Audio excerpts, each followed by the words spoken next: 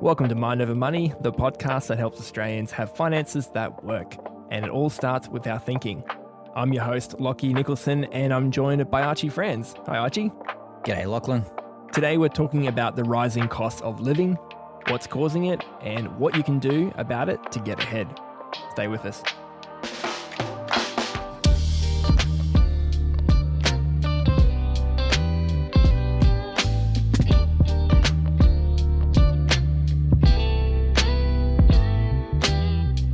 Let's get into it.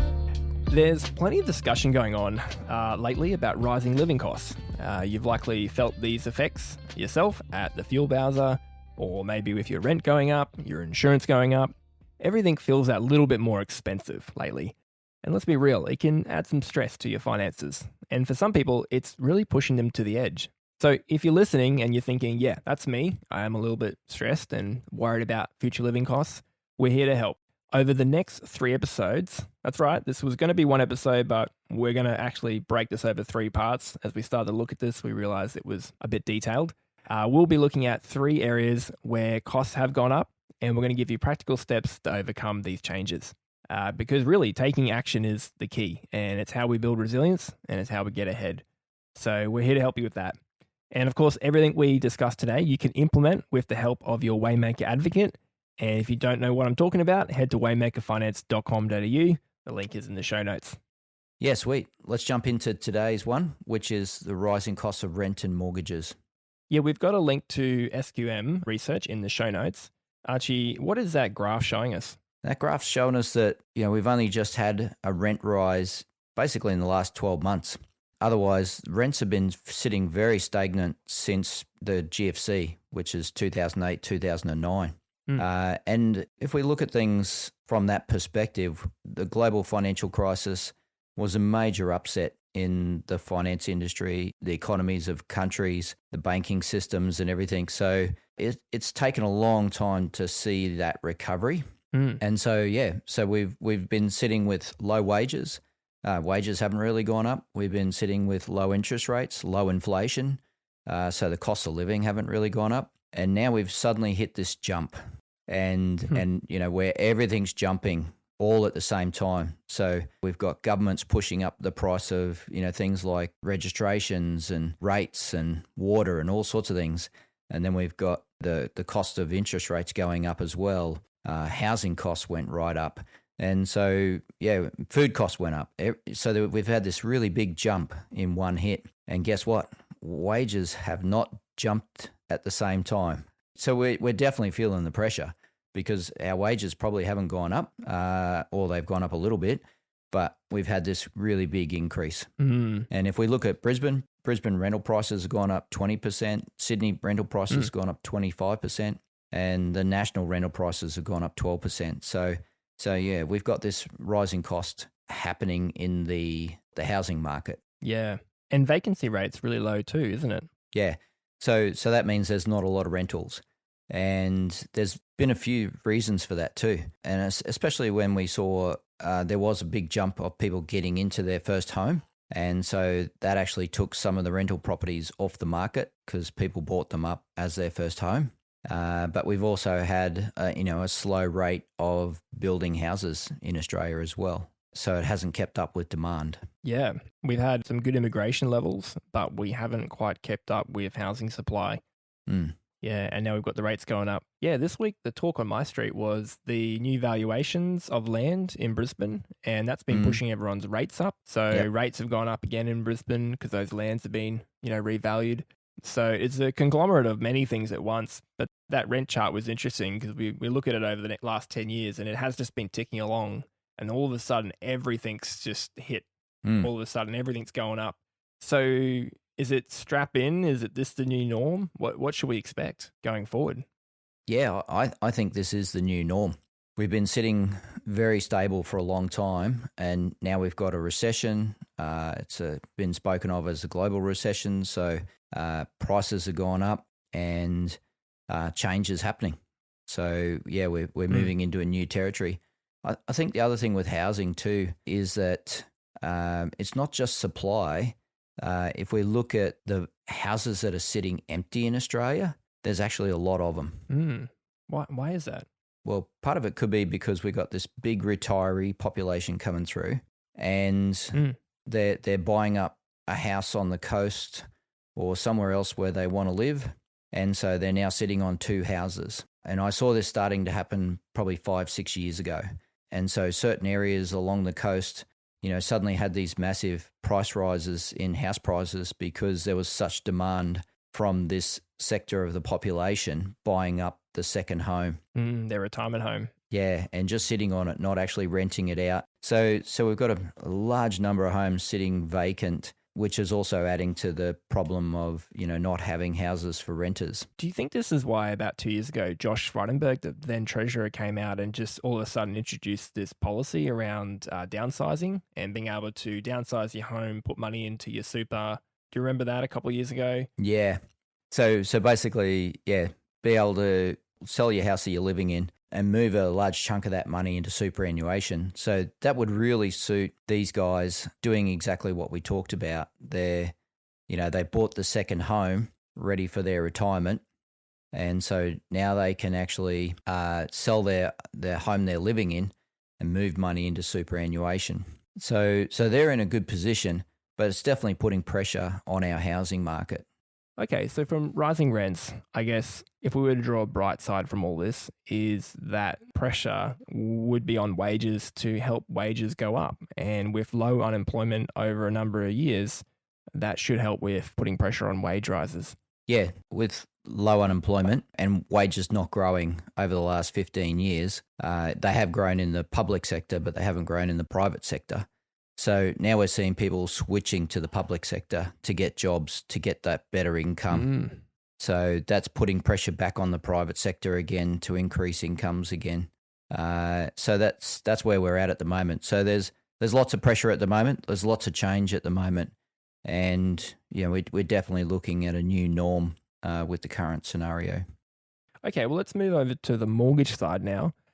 We've seen the cash rate, which was ticking along at 1.5, 1.25%, the cash rate, and then it just plummeted to 0.1 or something like that during COVID, which ratcheted up home borrowings and ratcheted up pricing with it. Now it's gone back very quickly up to 3.6% and maybe even higher later in the year. I left my crystal ball at home, so I wouldn't know.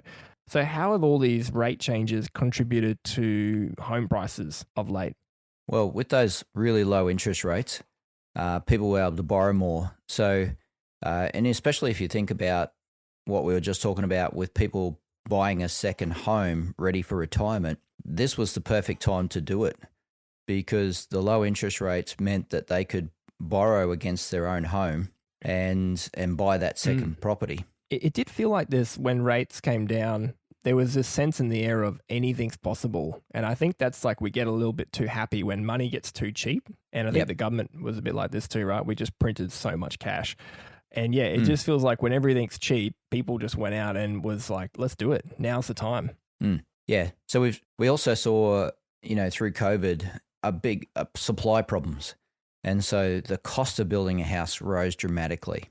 And so this has also contributed to problems around the rental market where, it was cheap to build houses before and put them on the rental market, but suddenly we've got this big price rise in housing costs to actually build a house. So it's a lot harder to build and put them in the rental market. And also, we've got that let's get bigger syndrome, let's upsize. And so we've had people building much bigger homes, borrowing a lot more money because the money was available. And we also had people buying up cars and car prices went up. So we had people borrowing a lot more for cars as well. So we've had a lot more debt go onto the books for Australia. The increase in debt is quite large, actually. Yeah, there's a link we'll put in the show notes to an ABS chart about new loan commitments across business, mortgage, cars. And it's interesting because for two reasons, loan commitments have gone up quite a bit, but also you can see where the fixed rate loans have switched and have come off. Let's talk about that and loan commitments. We're looking at that chart before, and the average mortgage in Australia is now at about 600,000. It's like 780 or something for New South Wales. But back in COVID, it was about 500,000 nationally. And back in 2011, it was 350,000. So since 2017, I think it was, we can see there's been this big jump in borrowings. Like, what's been going on here? It's almost like as rates were going down, we just kept borrowing, and land's been going up, of course, and land prices went up. like you said, homes have become more expensive, and we're building bigger. This sounds like a case of we've been biting off more than we can chew. Yeah, yes and no. Like for some of us, we would have bitten off more than we can chew. And for others, it's been a matter of just plugging away at paying off the existing mortgage. But there is that thing about the Joneses effect, keeping up with the Joneses, or keeping up with social media. Maybe we should call it that nowadays, keeping up with social media.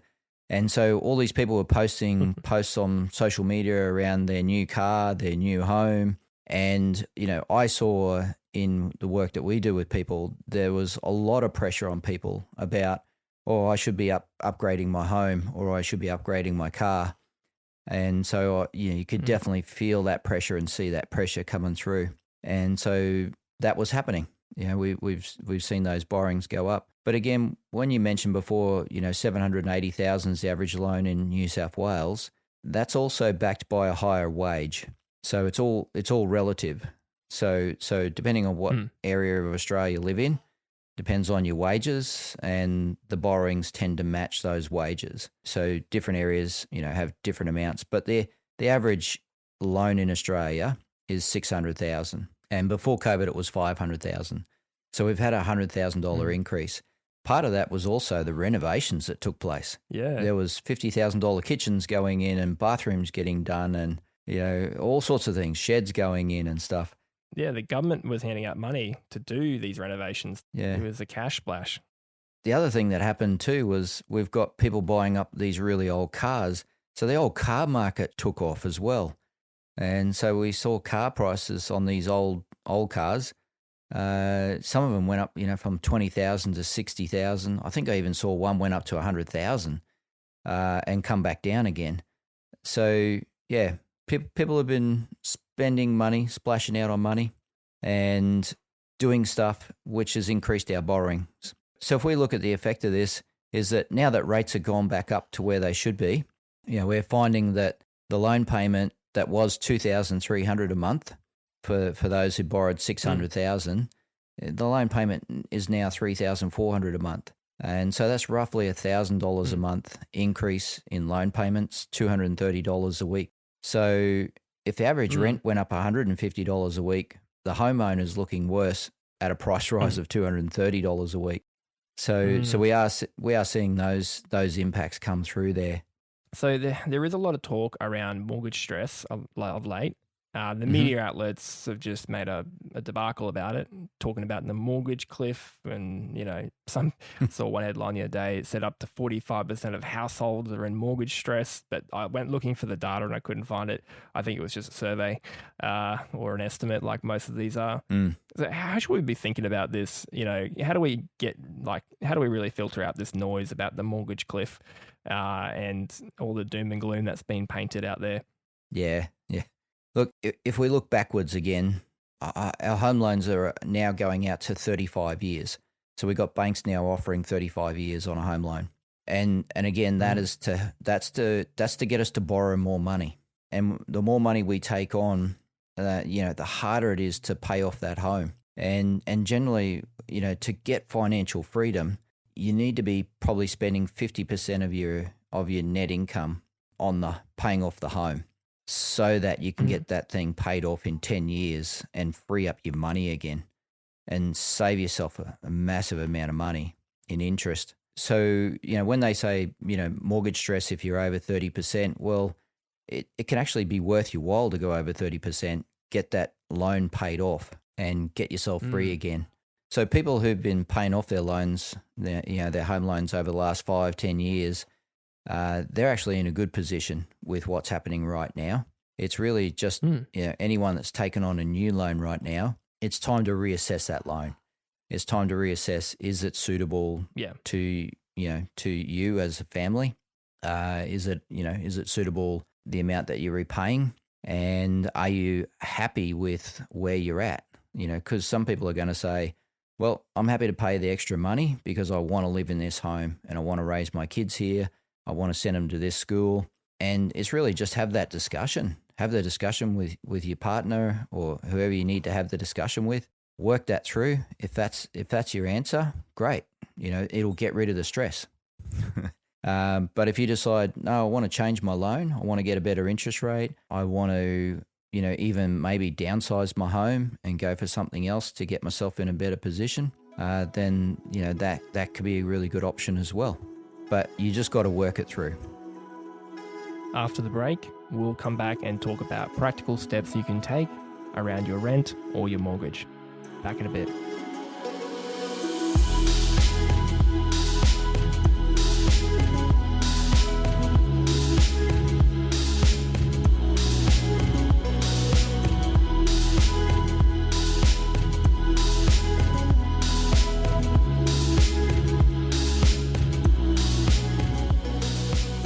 Okay, let's talk about some practicalities now.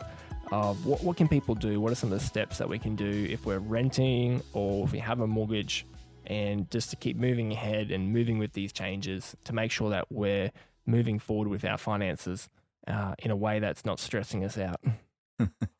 Yeah. You mentioned before that, there's talk on social media about negotiating your rent with your landlord. I find that's quite difficult to do because most landlords have to go through a real estate agent so that they have proper insurance on their properties and on their rental properties. And so with the real estate agent, you've got a property manager who's really they're acting as the go-between. And these guys are really quite stressed because you've got an unhappy tenant and you've probably got an unhappy landlord because both are getting stressed at the moment. And then you've got this property manager in the middle trying to make things work. So I don't envy their situation at the present time. So negotiating, the rent probably going to be near impossible. And there's not much use getting upset and blaming the property manager because that's not, it's not their fault. And it's not the landlord's fault either because, again, they don't have any control over what's happening in the market. So it could be that the best thing you could do is to actually, relook at where you're living, relook at how much you're spending on rent. And, you might be able to find something more suitable to your situation, get your rent price down, or you're just able to decide that where I'm living is appropriate and, I'm just going to have to wear this. And once you've made that decision, it's going to put you in a much better frame of mind. Especially if we understand that we really can't do anything about the property manager because, they just have to do the best they can in their job. I guess if you receive a rent increase that doesn't suit you, it could be a really good opportunity to think about buying a home. And it may just give you the motivation that you need to finally buy something.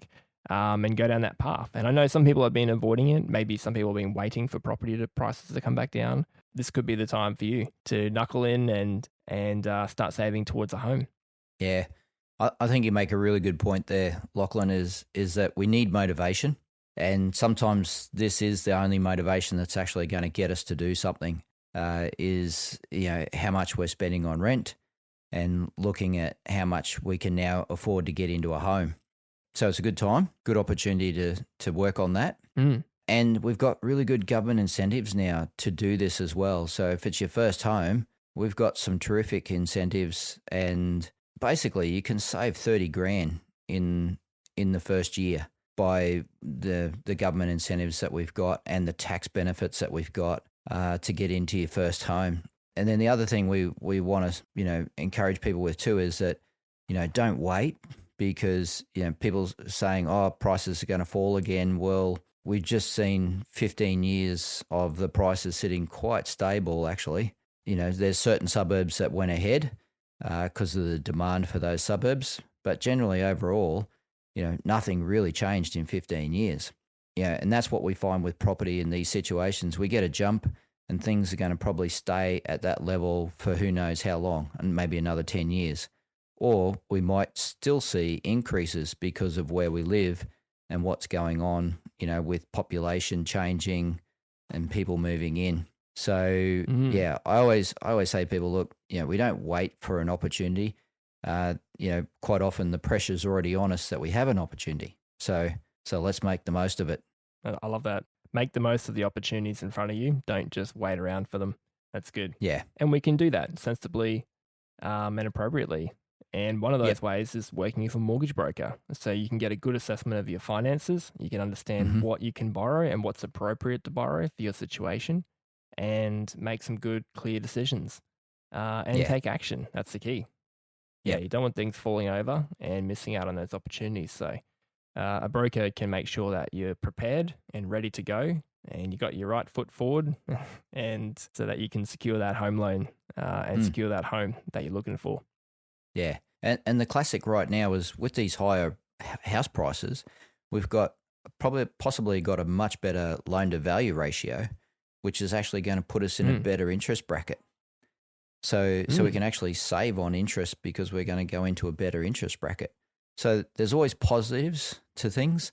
We just got to find those positives. And usually we need someone who's an expert in this, or someone that's really knows what they're talking about, to come alongside us and help us understand our situation and what's going on. And I recently met with someone who thought their situation was really desperate.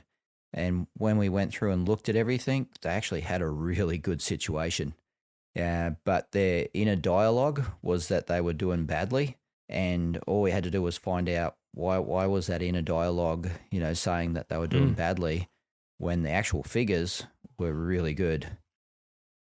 Righto. So if you're a mortgage holder, we've got a few options here, some really good options. One is the better loan to value ratio, which can give us a much better interest rate than what we're currently on.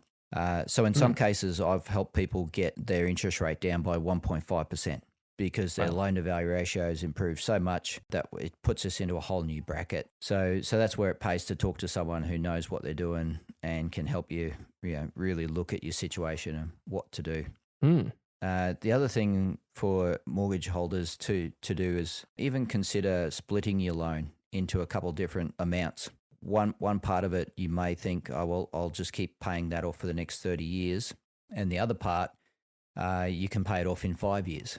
So that you're really getting ahead. It's all about our inner dialogue and our mental health. If we get ourselves in a good place and we can see that we're punching out, and hammering this mortgage down, it feels great. And it puts us in a much better position overall when we're managing our finances. So we've started to help people do that as well. And that's working really great too. So, and then setting up some cash flow system around that makes it really easy to manage the whole thing and take away all that stress that can be there. So, just getting some good practical help with a mortgage broker can make a lot of difference. Yeah. So reassessing your loan, the LVR might have changed, possibly splitting your loan, or if you can't get a better interest rate with your current lender, maybe even refinancing to another lender and seeing if that's appropriate as well. Yep, that's right. So we've got options. I guess the conversation we have about this, like you mentioned before, our inner dialogue, it really determines how we respond. If we are stressed and we have a negative inner dialogue, we're going to remain stressed and we're going to be locked up in our thinking and we're not going to make great decisions. But if we relax and we think, okay, what does this make possible? What can I do to change with this change? Because change is happening and I'm not going to sit back. I'm going to engage and get help. We can be setting ourselves up, being able to take action with these opportunities and actually still get ahead and keep moving forward in our finances. And that includes our cash flow as well, not just the debt and the loan, but what can we change in our cash flow system? What can we change in our living costs as well? Which we're going to talk about next week as well. So the home's one part of it. Next week, we're going to talk about food and groceries. And then we're going to talk in episode 3 about insurances and things like that. So this is just one part of our living costs. The great thing about working with a broker on your home loan too is you should be doing some work around your cash flow, around what's coming in and what's going out. And so you can actually get some support around that as well of, hey, are my costs okay? Am I paying too much for something? Because, as brokers, we get to see a lot and can actually say, yeah, this looks really great, or actually you could be making some changes that could really save you a lot of money. Yeah. So there is some good advantages here in getting in and doing some work with a broker. Okay, well that's part 1, guys, wrapped up out of our 3-part discussion. Thanks for sticking with us, and we'll talk to you again in the next episode. And before we go, remember, this podcast is education purposes only. Nothing we've talked about today should be considered as your personal financial advice. Do not get your personal advice from a podcast. That is just generally a bad move.